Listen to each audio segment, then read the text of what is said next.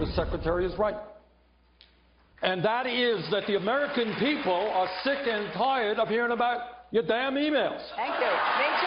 Me too. That moment was exactly 12 months and 18 days ago, and the FBI apparently today cares about those emails.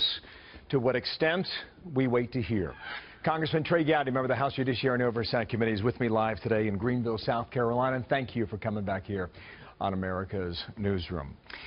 It's been reported that there could be as many as 650,000 emails on Anthony Weiner's computer. If that is true, can you say that the deleted 33,000 on behalf of Hillary Clinton's own server are part of that cache? No, sir, I don't think anyone can say that. They can tell you what the metadata says, but I don't even think the Bureau agents have read these emails, and I certainly have not. Have you considered that possibility? I hope that all records that are considered public records will ultimately be made available. But keep in mind, Bill, we're talking about decisions that Secretary Clinton made years ago that prompted you to even have to ask that question. I want the entire public record to be complete, whether that's classified information or whether it's a benign email about Yemen. These are public records, and the public is entitled to them. Is a president-elect under an active investigation on behalf of the FBI, is that individual eligible for a security clearance? I think so, Bill, under the theory that the ultimate security clearance check takes place on November the 8th. The President of the United States does not have to go through a security background check, just like members of Congress and U.S. senators don't have to go through a background check. If the voters elect someone, that is tantamount to having a security clearance. So if she wins a week from tomorrow, then she will be privy to whatever national secrets are necessary for Commander-in-Chief to know, correct? Yes, sir. On Friday, you issued a statement, and you said Director Comey's statement was instructive. What do you mean by that word, instructive? Well, Bill, there are other ways the head of the FBI can notify Congress that an investigation has reopened. In other words, his explanation was that he was supplementing the record. He had previously said the investigation was closed. He wanted to avoid the problems that Commissioner John Koskinen has now because he did not supplement the record. My point was he thought it was important enough to not just tell Congress that the matter had been reopened, but also tell the public. And I think the reason he did that, Bill, is keep in mind Secretary Clinton and her acolytes for months now have been saying the FBI cleared me, no wrongdoing, the investigation is over. Well, if she were to continue saying that in the week before the election, Director Comey knows that that is not true. So if he knows it is not true, then why should the rest of us who are having to decide what to do on November the 8th also not know that that is true? Alberto Gonzales, former Attorney General, was on earlier today.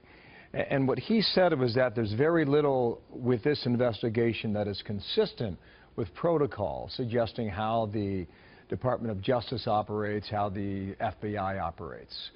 Is that true, sir?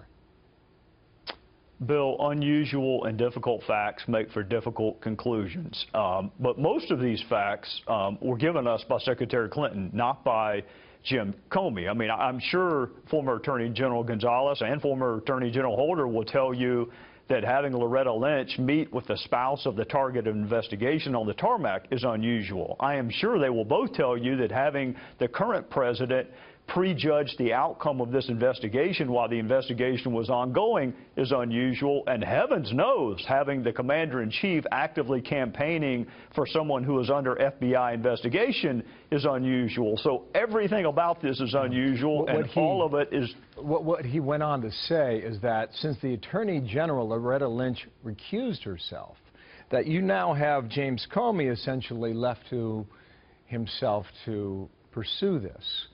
That in itself is highly unusual. Has that ever happened before? Yes, I think it actually has. I think Eric Holder had to recuse himself. Now, Loretta Lynch has a very, very capable top deputy in Sally Yates. So it doesn't go from Loretta Lynch to Jim Comey. There are other people in positions of responsibility in the Department of Justice. It is unusual for an FBI agent to also make charging decisions.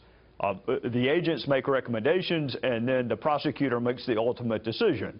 So it is unusual, but why are we here, Bill? We're here because Loretta Lynch met with the spouse of the target of the investigation. That's not Comey's fault. That's Loretta Lynch's fault. Last night, you referred to Senator Harry Reid after he issued a strong statement against the FBI director.